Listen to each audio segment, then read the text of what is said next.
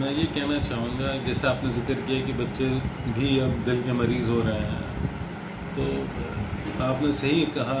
जो शुरुआत होती है दिल की बीमारियों की, वो बचपन या अर्ली यूथ में ही शुरू हो जाती है, और अगर आपने उस वक़्त तवज्जो नहीं दी इन सब चीज़ों पे, तो ये आगे जाके बहुत परेशानी बन जाती, बीमारी बन जाती है। तो मैं यही कहना चाहूँगा कि आप शुरुआत से ही इन सब चीज़ों पे तवज्जो दें। अगर आपका वज़न बढ़ रहा है या आपका कोलेस्ट्रॉल बढ़ा हुआ है, या आप खुदा न खास्ता स्मोकिंग की तरफ हैं, तो आपको अपना ईयरली चेकअप तो कराना ही चाहिए। और अगर आपके घर में किसी को पहले से बीमारी है दिल की, तो ये ज़्यादा देखी जाती है उन फैमिलीज़ के अंदर। तो उन फैमिलीज़ में जो बच्चे हैं वो अपना ख़ास ख्याल रखें। इसमें मैं ये कहूँगा कि अब हर बच्चे या हर घर में स्मार्टफोन तो है, और लोग अवेयर हो रहे हैं धीरे धीरे, और लोग अपने हेल्थ की तरफ भी कॉन्शियस हैं। अब आप गली मोहल्ले में देखते हैं जिम हो गया है, तो इसकी वजह यही कि लोग हेल्थ की तरफ तवज्जो दे रहे हैं। और मुझे उम्मीद है कि छोटे शहरों में भी अब लोग मोबाइल फ़ोन के आने और सोशल मीडिया की वजह से काफ़ी अवेयर हो गए हैं। सबसे अच्छा तो ये है कि आप एक हेल्दी लाइफस्टाइल जीने की कोशिश कीजिए। अच्छा खाना पीना खाइए, रेगुलर एक्सरसाइज करिए, और अगर आपको कोई तकलीफ़ या परेशानी होती है तो आप किसी डॉक्टर से मशवरा लें। अगर आप एक नॉर्मल लाइफस्टाइल या हेल्दी लाइफस्टाइल जी रहे हैं, तो मेरे ख्याल से बहुत खर्चा नहीं करना पड़ेगा आपको। आप चाहें तो आप शाम में 15-20 मिनट वॉक कर लें, यही एक अच्छी एक्सरसाइज है। और खाने पीने में आप एक संतुलित आहार लें, जिसमें आपका कार्बोहाइड्रेट्स हो गया, प्रोटीन हो गया, लिपिड्स हो गया, तो ये सब आपके अगर क्या कहते हैं इनकॉर्पोरेट है, तो आप अच्छी ज़िंदगी आराम से या अच्छा हेल्दी लाइफस्टाइल मेंटेन कर सकते हैं।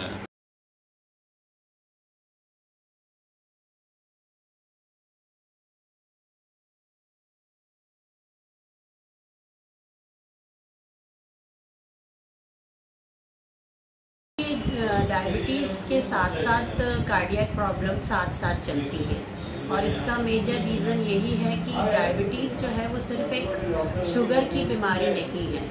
ये आपके सारे बॉडी में जितने भी नसें होती हैं, वेसल्स होती हैं, उनको अफेक्ट करती है। तो बेसिकली इट्स अ वैस्कुलोपैथी। उसके लिए हमको यही अवेयरनेस लोगों में स्प्रेड करनी है कि इसका जो मेन रीज़न है डायबिटीज़ का या कार्डियक प्रॉब्लम्स का, आजकल की lifestyle modification is very important for tackling diseases like diabetes and cardiovascular diseases. तो हम लोगों का जो लाइफस्टाइल है, जैसे ज़्यादातर आजकल लोगों की बैठने वाली हैबिट हो गई है। अगर आपको कहीं जाना भी है तो आप प्रेफर करेंगे कि आप स्कूटर से या आप कार से चले जाएं। और आजकल अल्हम्दुलिल्लाह सब लोग इतने वेल ऑफ हो गए हैं कि गाड़ी हर घर में मौजूद है। आपको अगर छोटी सी चीज़ भी कहीं से लेने जानी हो तो आप या तो गाड़ी से जाते हैं या फिर आप ऑनलाइन डिलीवर करा लेते हैं। कोई पैदल नहीं चलता। पुराने ज़माने में ये बीमारियां जो कम थी, उसका एक मेजर फैक्टर यही था कि लोग पैदल चल कर हर जगह जाया करते थे, और इवन साइकिल चला कर जाया करते थे। तो जो हमारी अच्छी हैबिट्स थी वो हमने छोड़ दी हैं। इस वजह से ये तेज़ी से बीमारी बढ़ रही है। दूसरा, हमारा खान पान जो है आजकल का, वो भी इस तरह का हो गया है जिसमें बहुत ज़्यादा जंक फूड के एडवर्टाइजमेंट्स तो होते हैं, जिससे कि लोग, बच्चे खास तौर से, बहुत ज़्यादा ललचा जाते हैं। तो अगर शुरुआत से ही हम उस तरफ तवज्जो ना दें और बच्चों के हैबिट्स को अगर ना बदलें, तब फिर ये हमारे लिए आगे जाकर के उसको बदल पाना बहुत मुश्किल हो जाता है। और एक बार जब आपका लाइफस्टाइल और खान पान गड़बड़ हो गया, तो वो आपकी जो वेसल्स हैं वहाँ पर डिजीज़ प्रोसेस शुरू हो जाती है।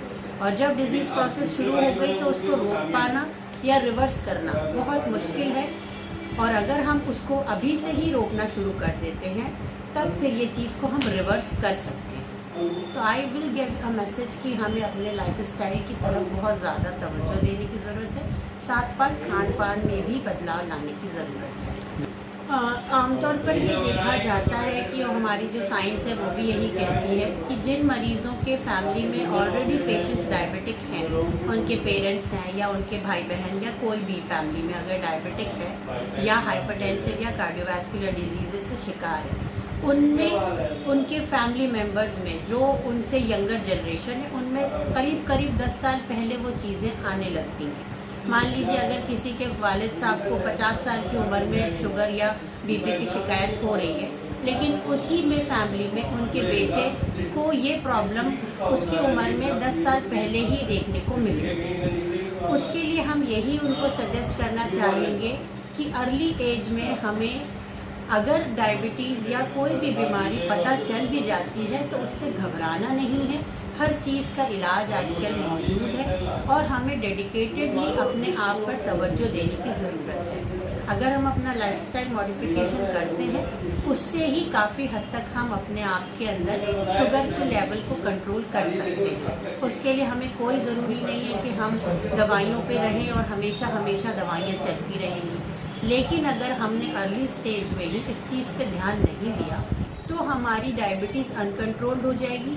शुरुआत में तो इसके असरात नज़र नहीं आते, लेकिन लॉन्ग टर्म में आपको कॉम्प्लिकेशंस के फॉर्म में वो चीज़ें पेश नज़र आती हैं कि आपके गुर्दे पे असर हो गया है, लिवर पे असर हो गया, आंतें सुस्त होने लगती हैं और भी बहुत सारी प्रॉब्लम्स होती हैं, जैसे कि आँखों पे असर आने लगता है, रेटिनोपैथी वगैरह हो जाती है। तो ये सारी प्रॉब्लम्स जो है वो अगर हमने शुगर को अर्ली स्टेजेस में कंट्रोल ना किया तो कॉम्प्लिकेशंस के फॉर्म में हमें देखने को मिलती है। ये सिम्टम्स तो अलग अलग तरह से प्रेजेंट करता है डायबिटीज़ का, लेकिन ख़ास जो सिम्टम्स बिल्कुल अलार्मिंग होते हैं वो यही है कि अगर किसी का वज़न बहुत तेज़ी से अगर कम हो रहा है या बढ़ रहा है, या अगर मरीज़ को बहुत ज़्यादा पेशाब के लिए बार बार जाना पड़ रहा है। रूटीन में उसको रात में नहीं उठना पड़ता था, लेकिन अब पेशाब के लिए रात में भी 3-4 दफ़े उठना पड़ रहा है, या मरीज़ को बहुत ज़्यादा प्यास लग रही है या भूख लग रही है, और उसके अलावा कोई ऐसा ज़ख़म हो गया है जो पहले तो जल्दी भर जाता था लेकिन अब जल्दी नहीं भर रहा या और ज़्यादा कॉम्प्लिकेट हो जा रहा है। उसके अलावा नसों की परेशानी भी बहुत कॉमन लोगों को देखने को मिलती है। हाथों पैरों में झंझनाहट और सुनपन का होना, ये भी डायबिटीज़ के सिम्टम्स में से एक मेजर सिम्टम होता है।